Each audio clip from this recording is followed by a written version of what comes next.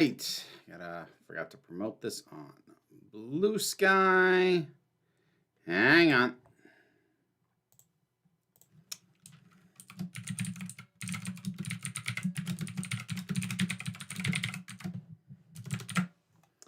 And there we go. Okay. Greetings all.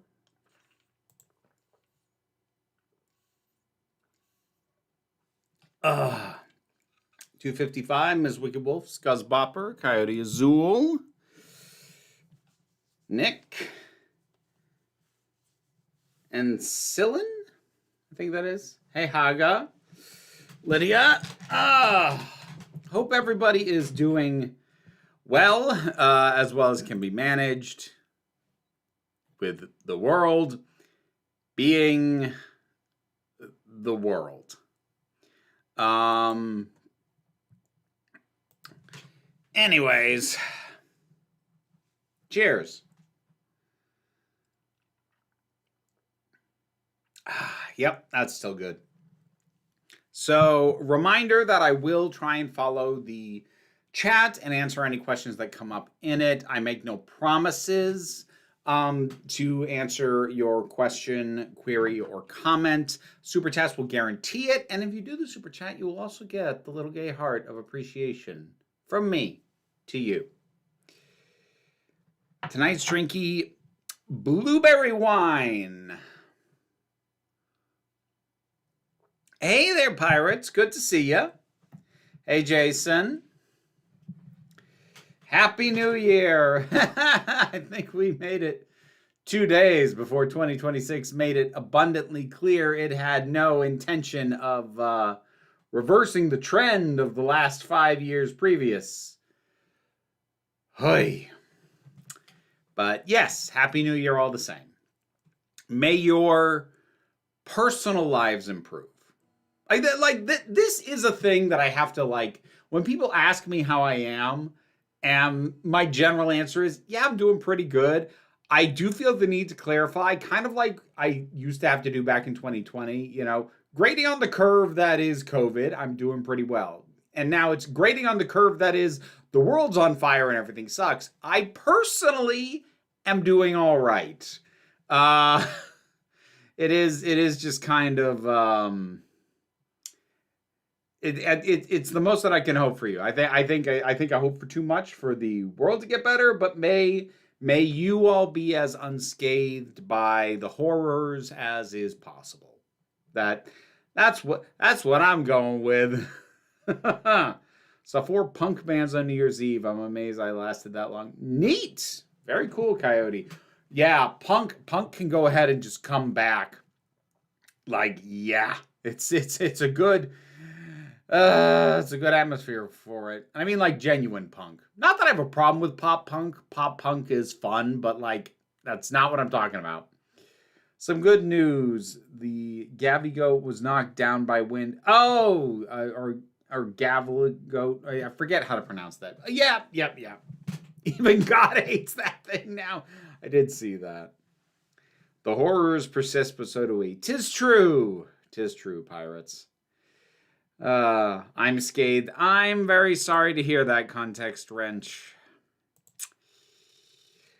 Unfortunately, for far too many people, the scathing will continue. What about metal? What about it? Do I need to explain why I think we need more punk music right now? Because if you understand why I'm saying that, you shouldn't have to ask, what about metal? That's not a knock on metal, but it does not serve the same purpose as punk.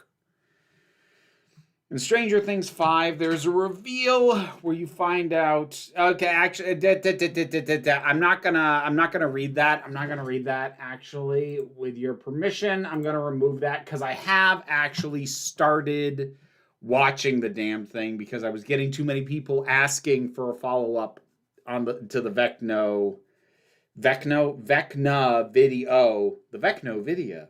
that I have actually started it. I'm watching it at 1.5. I think I might pass out otherwise, but yes, I am actually starting to watch it. So I might have thoughts eventually.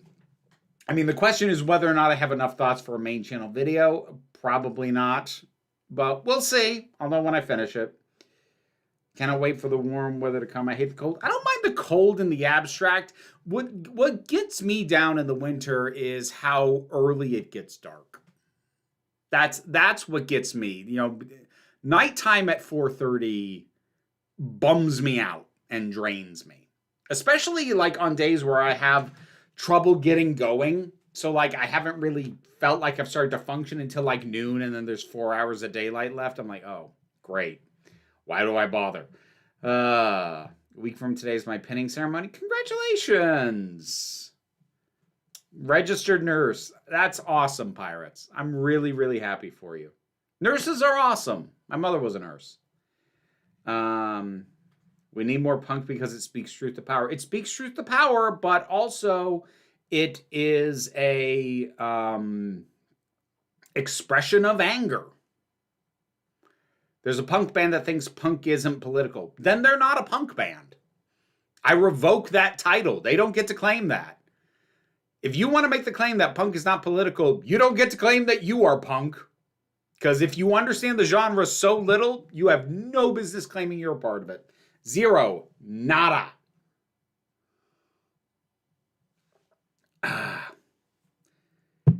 Happy New Year. Happy I finally get to watch a live... live. Yeah, well, nice to have you here, Lucas. Getting dark closer to 5 now. That's an improvement. Yeah, bit by bit. Do you have any New Year's resolution this year? Not really, Peter. I don't do New Year's resolutions. I mean, I have the thing that I did a short of on the channel saying my one and only resolution is keep going. That's about as close as I'll come to a resolution. I don't do them. I probably did when I was like in my 20s. I don't remember any specific ones, but I probably did. But I haven't done them for a very long time. Can you follow things at 1.5? My limit is 1.3, and I never go faster than 1.15 if I actually plan to enjoy a thing. Depends on what it is. Something like usually it depends on the speed at which the characters talk. There are some times that 1.5 is too fast, and like I have trouble following it. But honestly, Stranger Things at 1.5, it's about the pace I want it to be. Because that first episode, bit of a slog. Like, really? We're still going to do some high school social life BS? In the, really? The least interesting part of the entire series. We just can't just drop it. Especially logistically with what's going on. We can't just get rid of it. Fine. Yeah. 1.5 is fine by me. Like when I do podcasts, I'm usually at 1.25 or 1.3. And audiobooks, I tend to do 1.3. But no, I took the chance on 1.5 and I'm following it just fine. I finally watched the Doctor Who 60th specials. I haven't watched it since at least 5 years ago. You mean the 50th specials? Because the 60th specials were 2 and a bit years ago with the 14th Doctor. So I think you might be mixing up which specials you're talking about.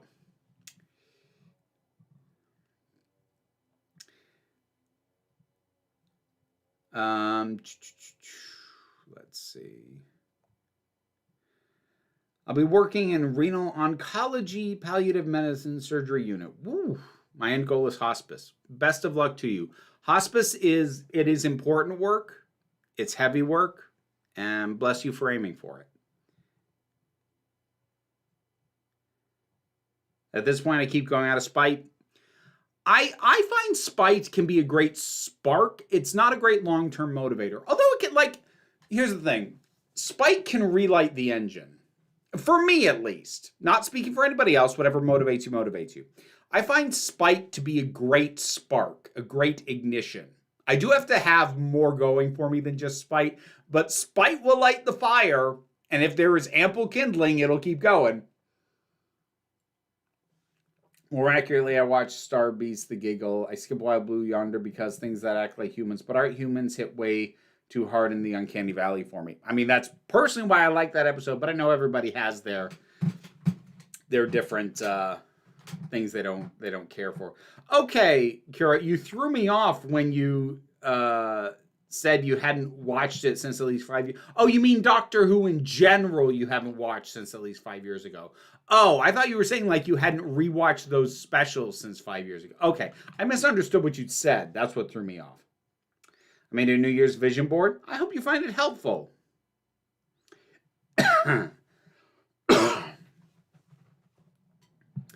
This has been an idea some people have been having for a while. Disney remakes their classic films with the Muppets. I mean, I appreciate it as a thought exercise. Given the fact that Disney could actually choose to do that, I absolutely do not ever want them to. I do feel the pain on the shorter days, the loss of light around dinner time. I love walking the cemetery after dinner, and now I can't because it's dark and I won't walk around cemeteries alone. Fair.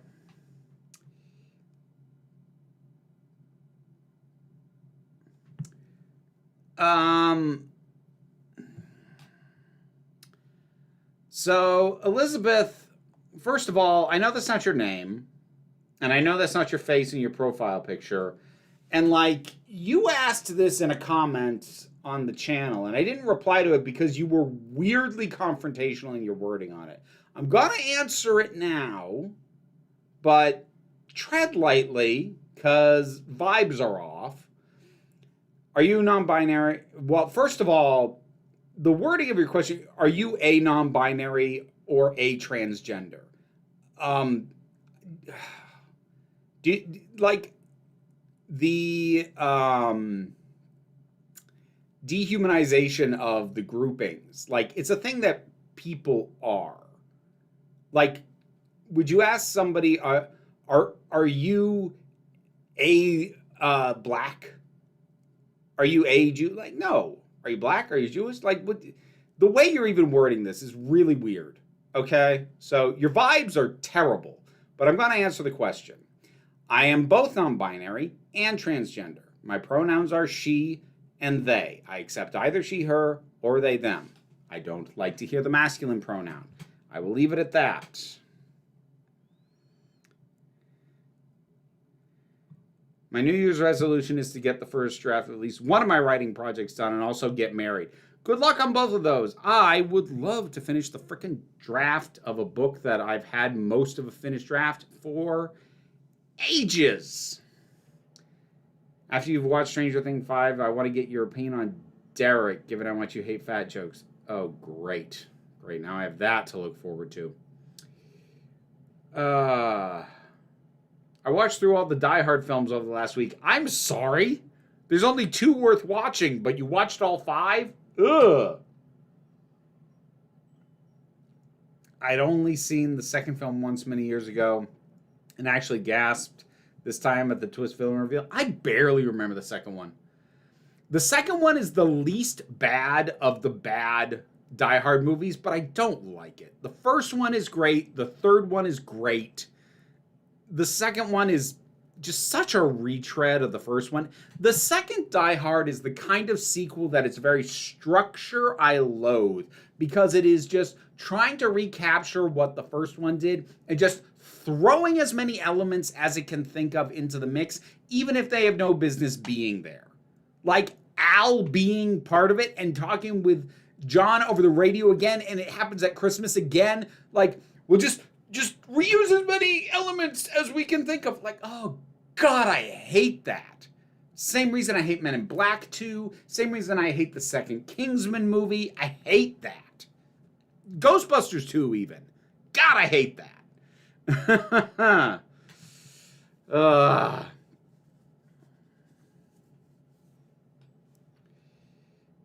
Let's see.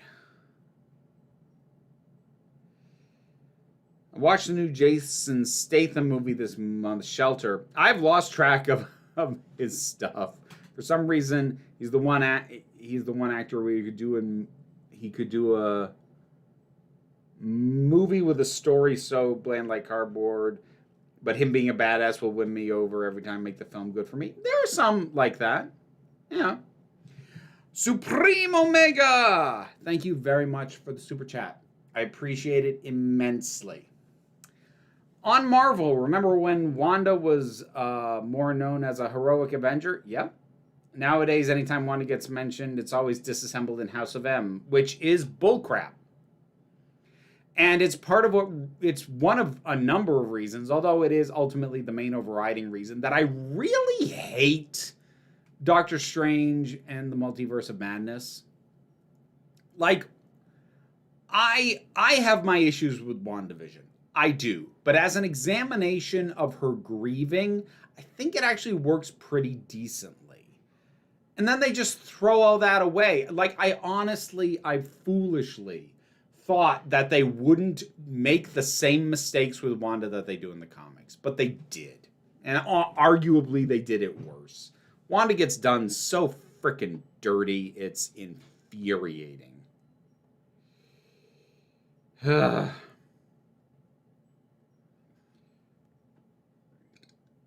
Sorry if you've already answered this somewhere, but have you watched Pluribus and are you planning to? I haven't. I don't have Apple TV. I might at some point. No promises on when that'll happen. If at all.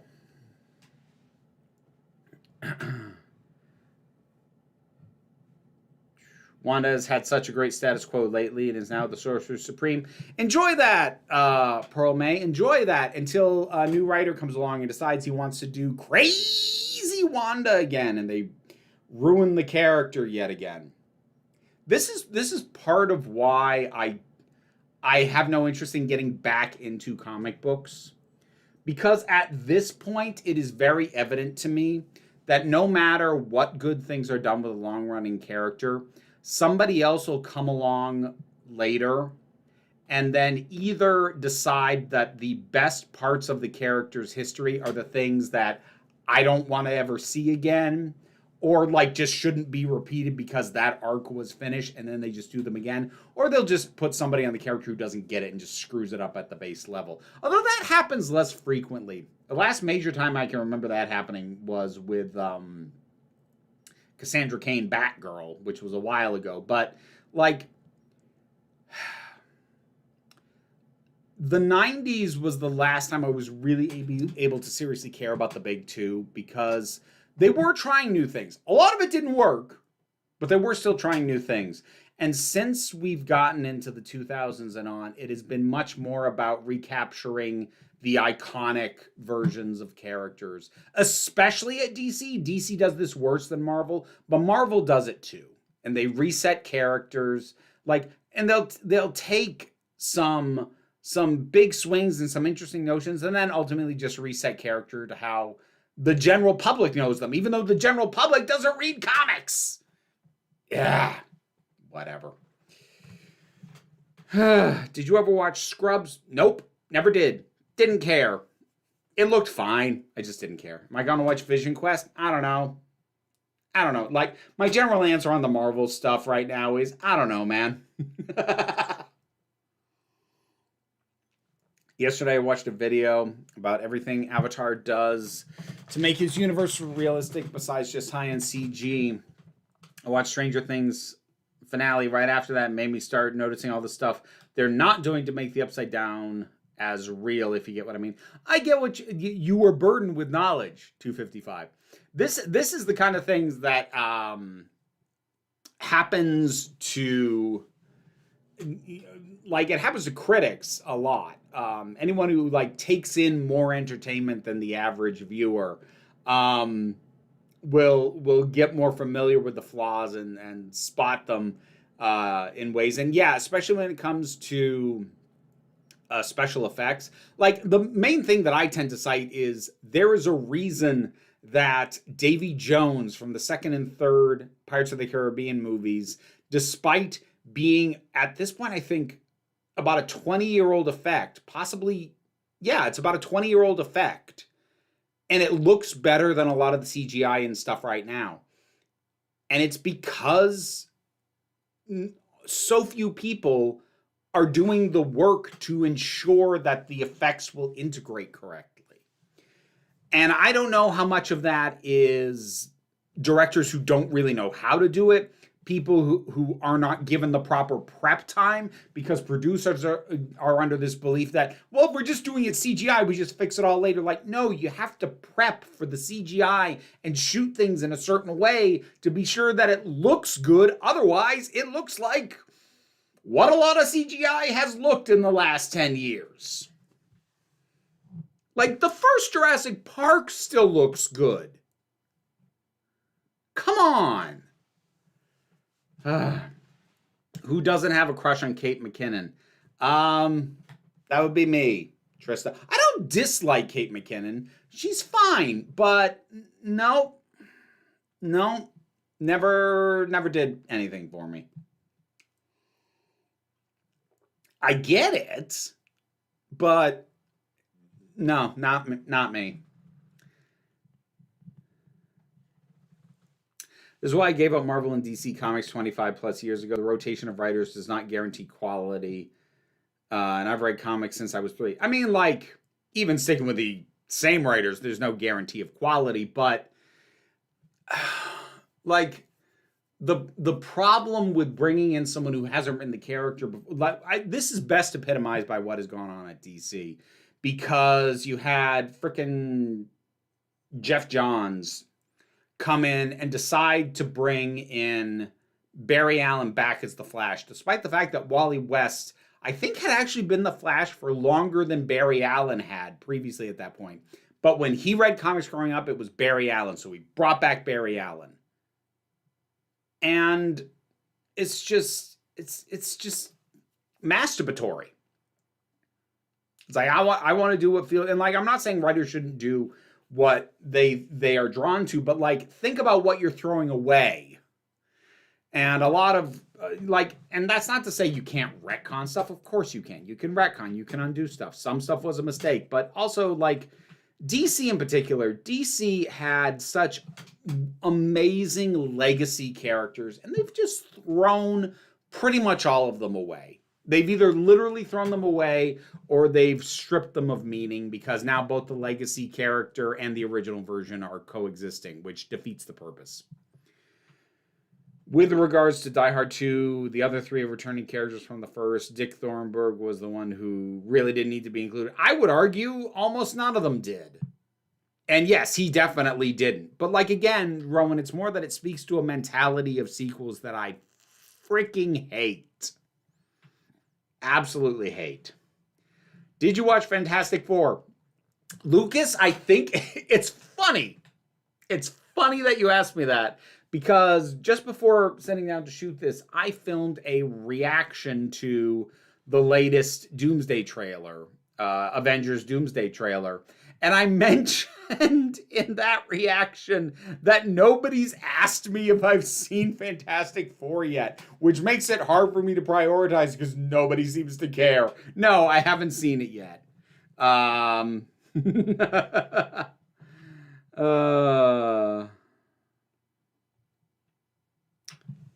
Terminator 2 a decent CGI? Yeah, I would say so.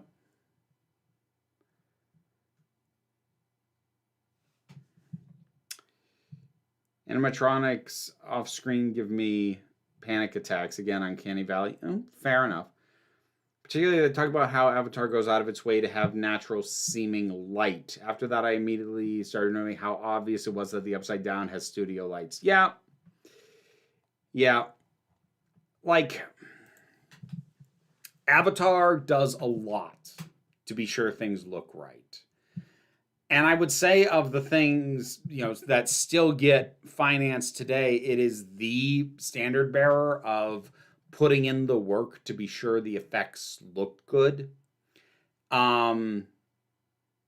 Meanwhile, Disney has just got obsessed with the frickin' volume, which I hate. I think it looked good in the first season of The Mandalorian, and it's looked like garbage every other time I've seen it used since. Especially when other studios try to replicate the technique with less money. Then it really looks bad. I'd heard Fantastic Four was good, but it like again, it's just telling to me that like it's not really still talked about. Like people were on my butt for months about not having seen Thunderbolts yet. That has not happened with Fantastic Four. Mentality of sequels that you hate. What do you mean? Well, it's something I talked about earlier. Black Cover, short version. The kind of sequel where it's very clear that there was just a mandate to bring back as many of the elements from the first one as possible because they don't know what it was that made it so successful. So they just replicate everything possible. So they bring back characters who have no business being in the second one, but they're here because they were in the first one. Make the situation as similar to the first one as possible. Like, even if it contradicts stuff that happened in there. This is why I hate Die Hard 2, I hate Men in Black 2, I hate Ghostbusters 2, I hate Kingsman, The Golden Circle.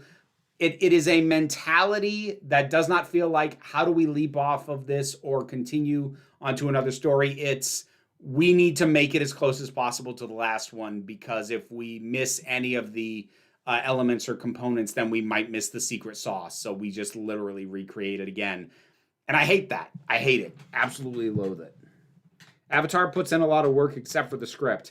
I haven't seen the second two. I haven't seen the second one or the third ones. So I'm not going to comment on that. But like, the script of the first one was functional. Like, it has its inherent problems with the white savior aspect, and I ain't gonna defend that. But from a narrative and plot structure, it's functional, which is all it needed to be. Like, would it have been great if it had a much better script? Oh yeah, that would have been amazing. But also, very obviously, not where the effort was put.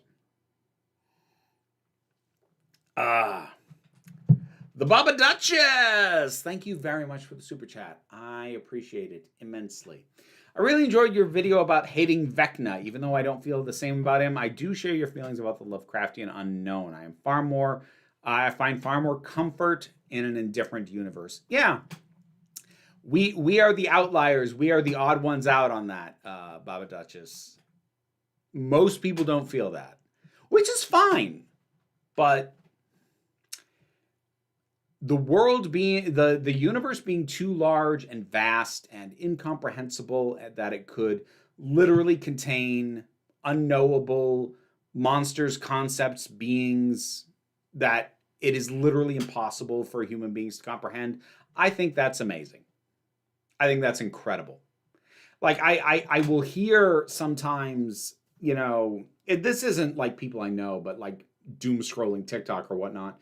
You'll come across, well, I don't come across them directly. It's usually because somebody else has stitched them.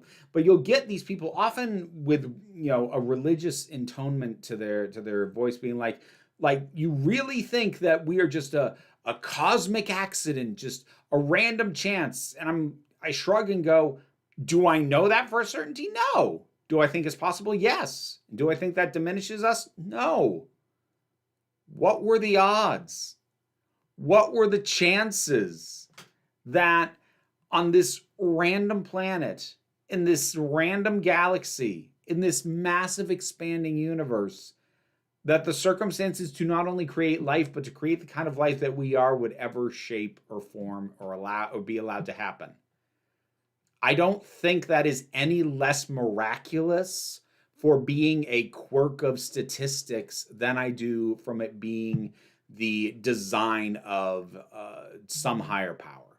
I find it no less miraculous and no less beautiful. So, anyways, sorry, give me a second.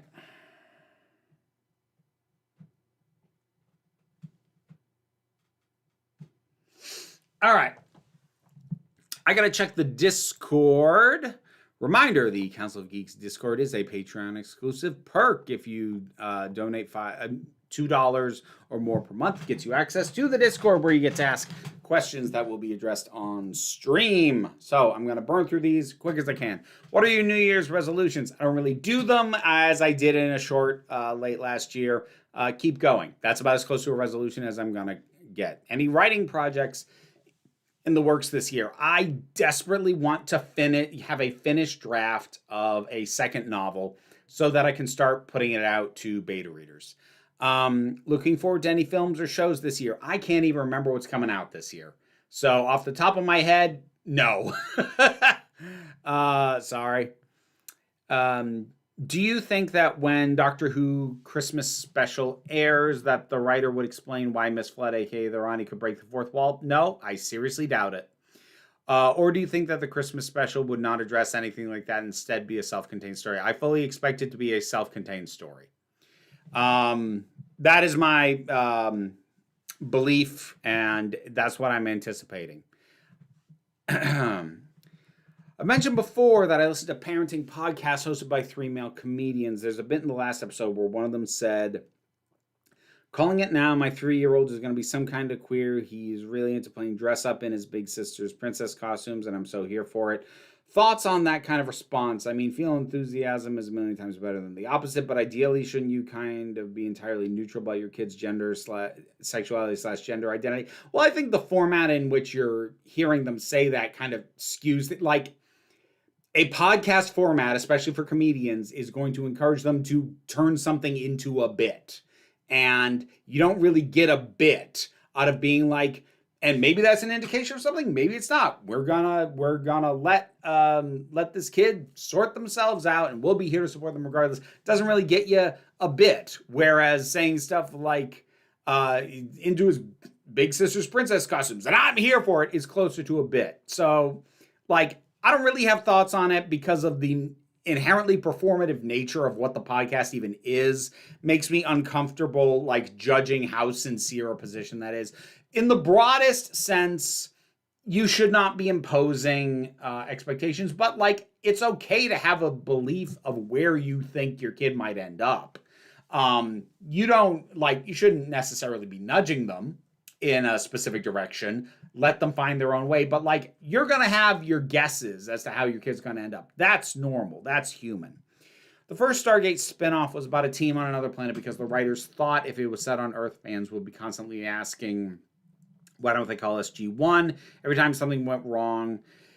If it was you, would you just respond to those questions with this show isn't about SG-1? That's what I imagine based on the way you react every time someone brings up the 14th Doctor. No, not necessarily, because if they're launching an entire spin-off series, it's probably worth considering for the sake of giving themselves fewer headaches to take that into consideration so that it's not an issue for that series. Like, you need to understand, part of my frustration when people ask, where's the 14th Doctor, is that it is a question of internal universe logistics that ignores themes and ignores structure and ignores arcs and ignores endings. Like, the reason I get so upset when people ask, where's the 14th Doctor, is that that question flies in the face of everything I know about themes and structure and narratives, because his story is done.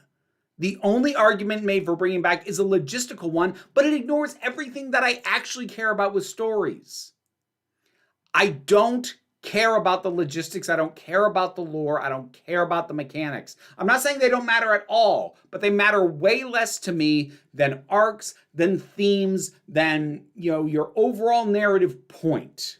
So it's honestly, I end up funneling a frustration that I have for people's priorities in stories. That they can look at something that was so clearly an ending and then watch something else a year later and go, why doesn't the 14th Doctor show up? Because his story is done. That's why. And I don't know enough about Stargate SG-1 to know if the thematics would cleanly cut it off the same way. My suspicion is probably not. I was reading some analysis of the culture, saw someone describe it as an ideal liberal society. Doesn't make any sense to call something liberal if they don't use money or really have much respect for property at all. Like, they obviously mean the culture is a lot of respect for free expression, personal autonomy. Just never been the entirety of liberalism. Generally, when people say something like it's an ideal liberal society, they just mean, broadly speaking, left-leaning. Most people do not know the specifics of liberalism as opposed to socialism, as opposed to communism, as opposed to anarchism. They just say liberal to mean left of center. Progressivism. Like, liberal by most people is used as a blanket term when it shouldn't be. Liberal does mean something very specific, but it's rarely used that way.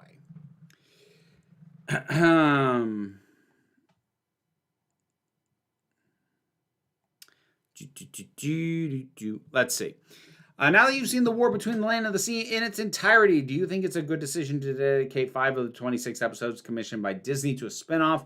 Or would you rather both seasons of the main show had 2 extra episodes and we got a 2025 Christmas special? I mean, like, first of all, before I answer that, let's be really clear. We have no idea if that was an option. Like, we don't know if that was an option. Or if we don't know. That having been said, in theory, if it was, yes, I'd have preferred that. Since The War Between received high praise for its creative shot choices and visual style, but also some criticism for clunky dialogue, do you think it's fair to say the direction can be more important than writing for some shows? Of course it can. You run into that more in film than in television. Not to denigrate television directors, but television directors, frankly, are not given the kind of pre-production time to be able to come up with really impressive or intricate or exceptional or unusual shots. They generally are working on such a tight, because like really astounding shots require pre-production. And the pre-production timeline on television, especially for the director who's brought in way later in the process than they are in film, is really short. So the lack of like real visual flair in television directing is not a signal that television directors can't do that. It's that they are not given the time to do that. But yeah, direction absolutely can help overcome some writing difficulties. It's just, I think you find that more often in film than in television, just because television direction by its nature doesn't have the opportunity to be as strong. I've noticed a lot of popular shows in 2025, such as Doctor Who, Last of Us, Alien, Earth, Squid Game, and Stranger Things received backlash due to what were perceived as disappointing finales to otherwise strong seasons. Do you think there is a common thread in these finales that made them fail to meet audience expectations? Or is it just harder to make a finale of a massively hyped show like that work? Bit of both.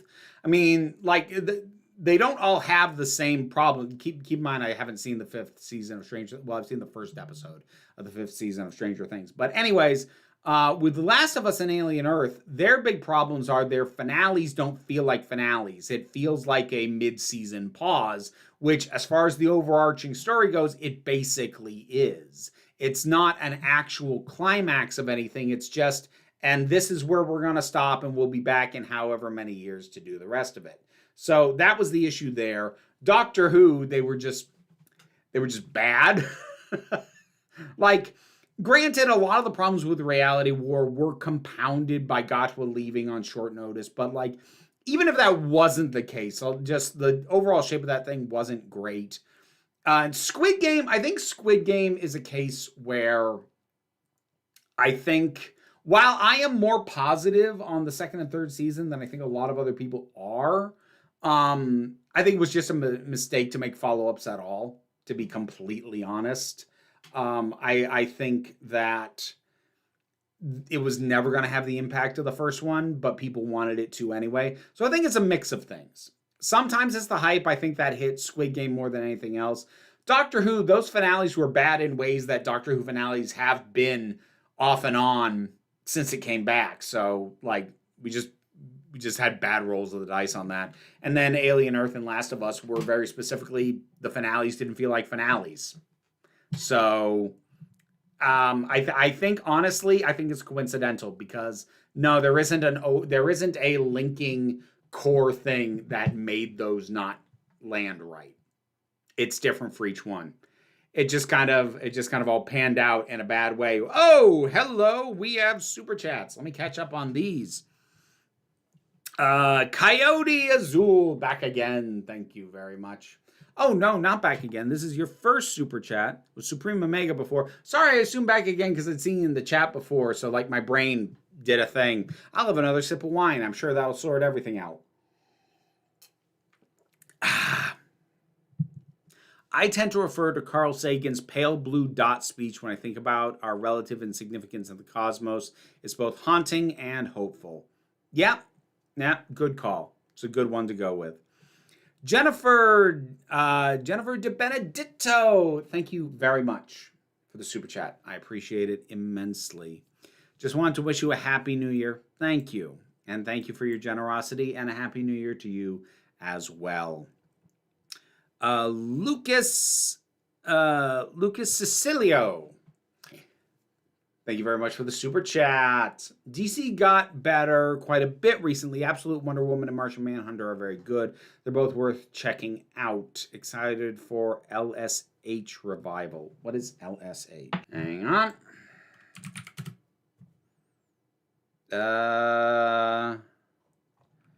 LSH. Oh, League of Superheroes. Oh, okay. Like, I have heard good things about the Absolute line, particularly Absolute Wonder Woman, some of the stuff with Absolute Batman. But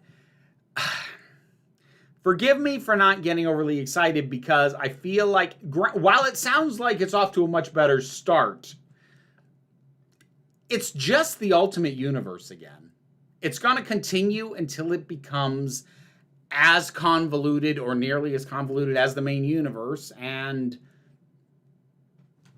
then it won't serve its purpose anymore. Because, like, it's launched as like a stripped down, bare bones, new take on this stuff that doesn't have all the baggage, and it's gonna accumulate the baggage. I'm glad that it's good now. I've heard good things. That's great. I'd rather comics be good than be bad. Not jumping up and down to get in. Look, if somebody wants to buy me a collected volume of some of the stuff, send it to the P.O. Box. I'll give it a look. I don't think I'm going to go out of my way, though.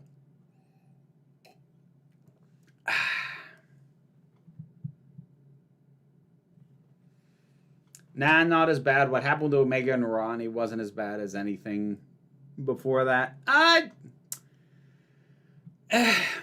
Again, I do think that the finales, especially Reality War, I think Reality War is Russell's worst finale.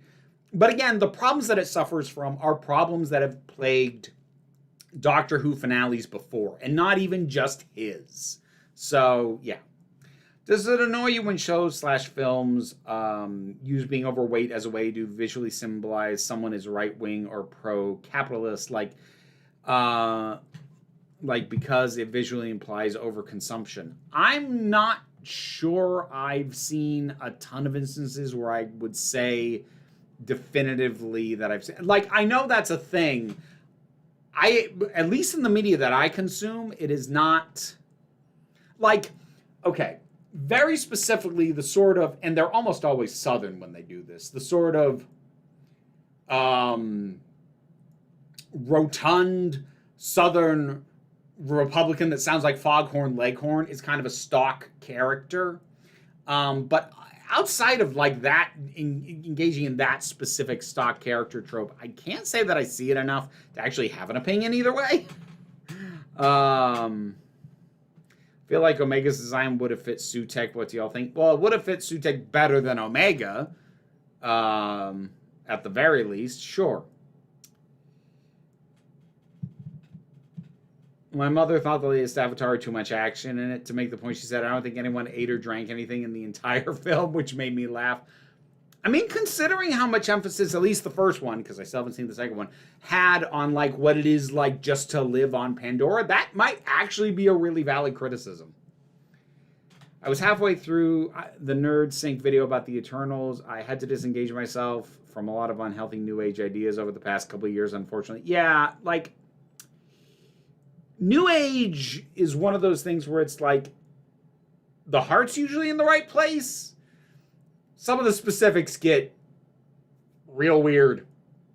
Real weird. Like, you can find within New Age spaces a lot of anti-vax, a lot of anti-science, a lot of, like, it is the New Age mentalities is the left-leaning version of anti-science, anti-vax, anti-medicine, thought processes. And while they, by and large, seem less likely to decide that because the government's putting diseases in us, they should take up a gun and do something about it. That's more of a right-wing thing. It does not make them not dangerous, just as a mentality. And that's not to say all New Age people are like that, but you do find it in those spaces.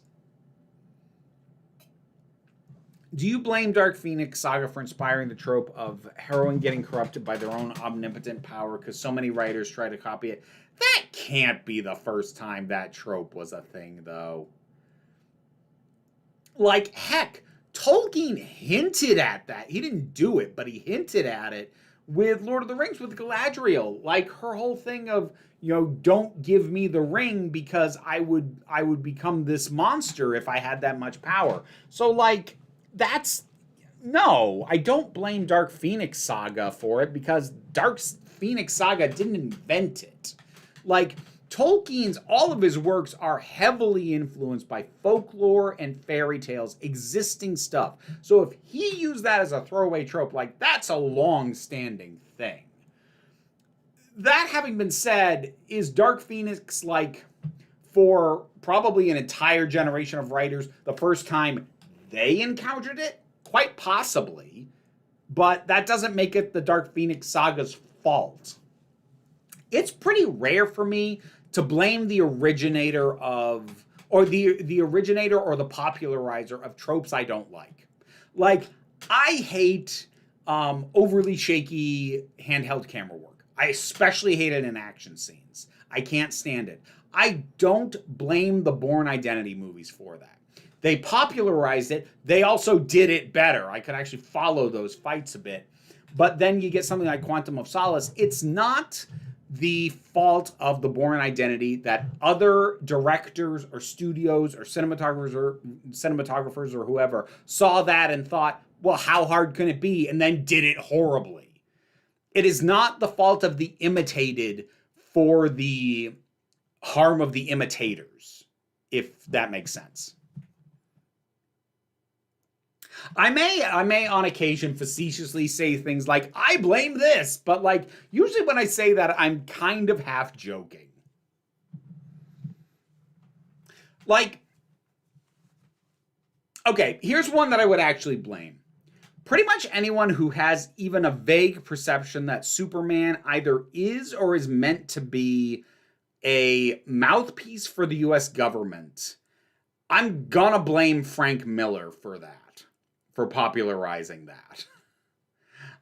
So I'm not going to say it never happens, but more often than not, like, I don't usually blame the imitated for the crimes of the imitators.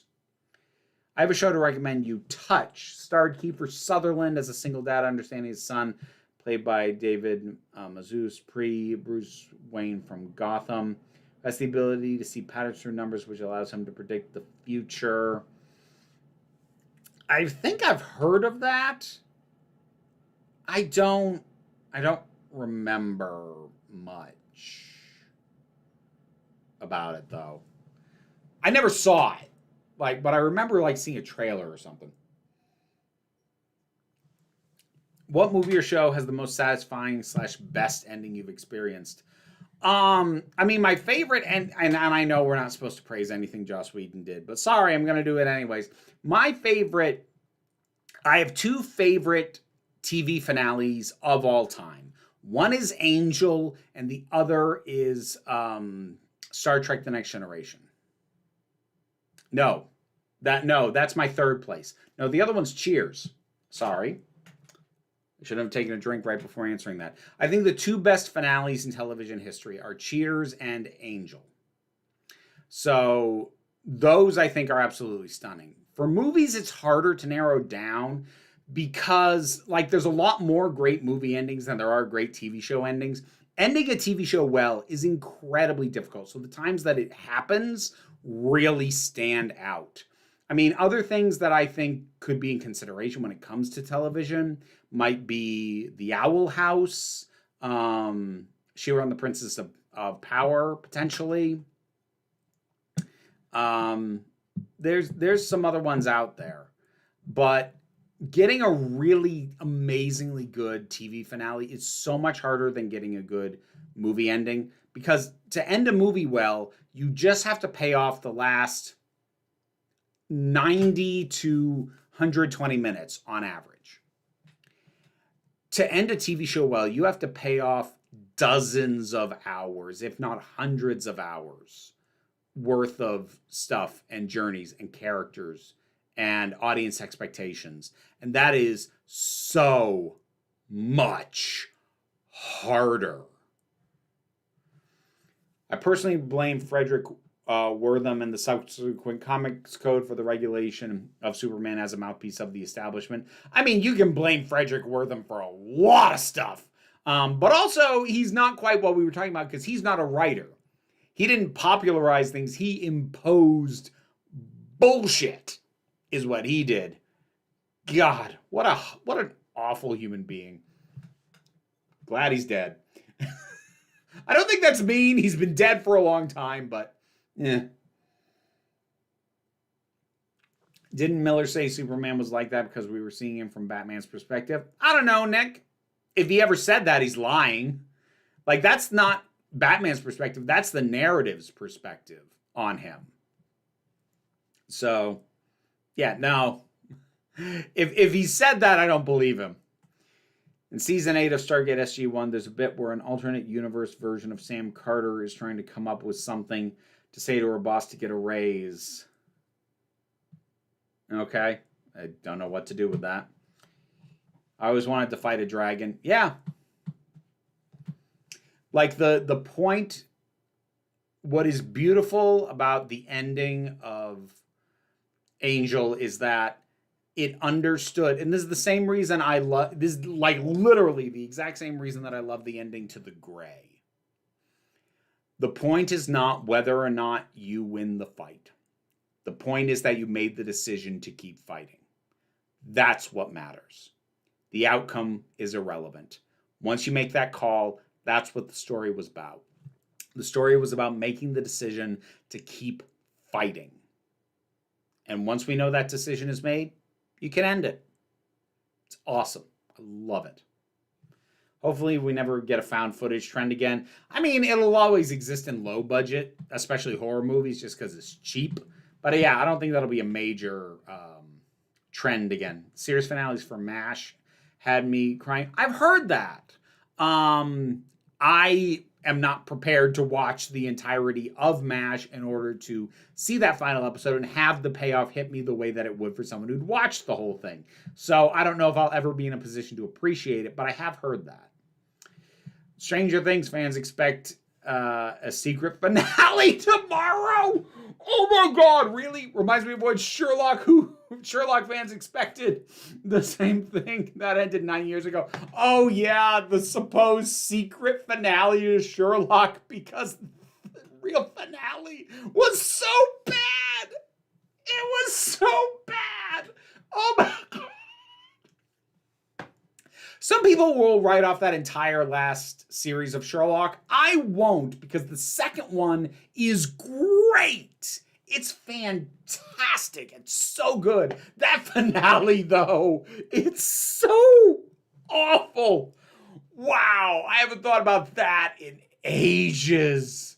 Like, I don't blame the fandom for wanting to think there was going to be a secret extra episode just so they didn't have to live with that being the last episode.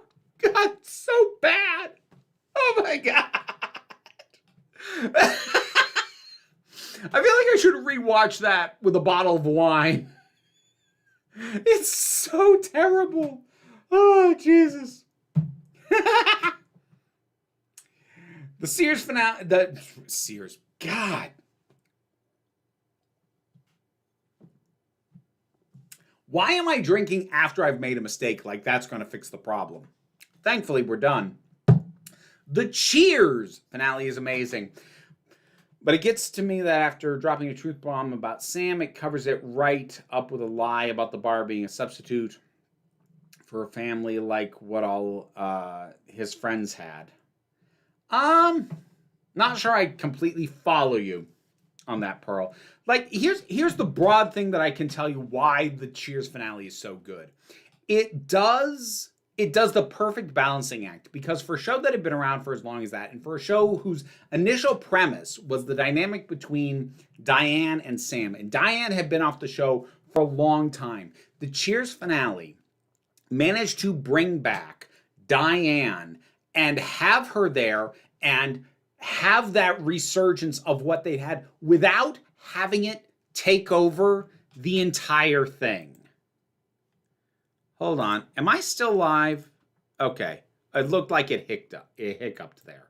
Like, when Diane shows up, she is the primary. She does pull focus. But they understood well enough that we're not going to end on her, because the show went on after that. So we're going to do the Diane and Sam thing, and then she's going to leave, and then we're going to have this quiet scene with everybody else.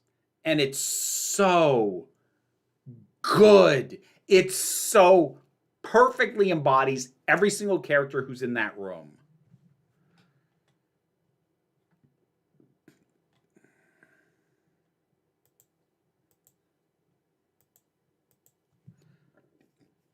All right.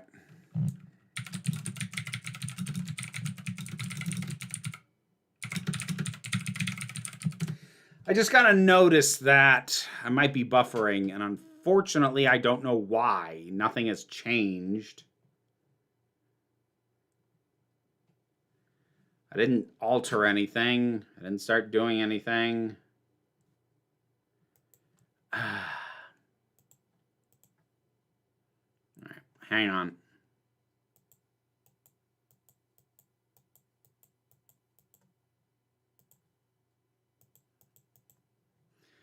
Let's see if that helped. Okay.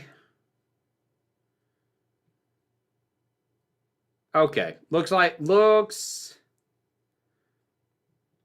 sorted. I had to close like almost all my tabs. Maybe something started playing in the background. I don't know. Anyways, it's about time to wrap it up anyway. So if that had been the end of it, it would have been fitting timing. But yeah. Great point about the Cheers finale. Thank you, Pearl. So yeah, the internet gets sorted just in time for me to wrap it up. Thank you, folks. Can I just say one thing that feels weird? So, like, is everything so bad right now that, like, we are just all putting our head in the sand? Like, a really weird thing has happened where what has gone on in the world, like the big global news of the last 3 days or so, has been oddly quiet. Like, my Discord has a dedicated politics channel, and it's barely been touched. And I'd expected at least like one question. And like, I'm not complaining. I'm not complaining that nobody asked me about my thoughts about what's going on with Venezuela and everything else. But at the same time, it's really weird how quiet it's been. And I don't think this is necessarily a suppression of information thing, because like I said, it's happening on my own Discord. This weird quiet. And I don't know what to think of that. It worries me. And it worries me if for no other reason than if we're not talking about it and if we're not mad about it, because we should be mad, why would we expect any of our leaders to do anything about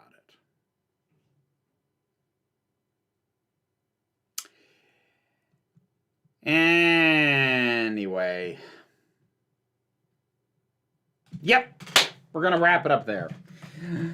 So, thank you very much for joining me. I know I just kind of ended it on a little bit of a weird note. Apologies for that. I just, I came in legit expecting at least one question from the Discord, if nothing else. And when it didn't happen, it just added to the strange, unsettling silence. And I felt like I just had to break that, even if it made the ending of the stream a little bit weird. But in any case, thank you all very much for joining me on this. I am going to go have some dinner. You all take care of yourselves. And I mean that. Whatever you need to do to keep yourself safe and cared for in terms of personal mental health, or just making sure that you're as secure as you can be. I hope you're doing that, and I hope you're able to do that. Just take care of yourselves out there, okay? Be well, be safe, be kind. Remember that you are beautiful, you are valid, you are loved. You are the council. I am just running the meetings. And until next time, this council is adjourned. McCavity!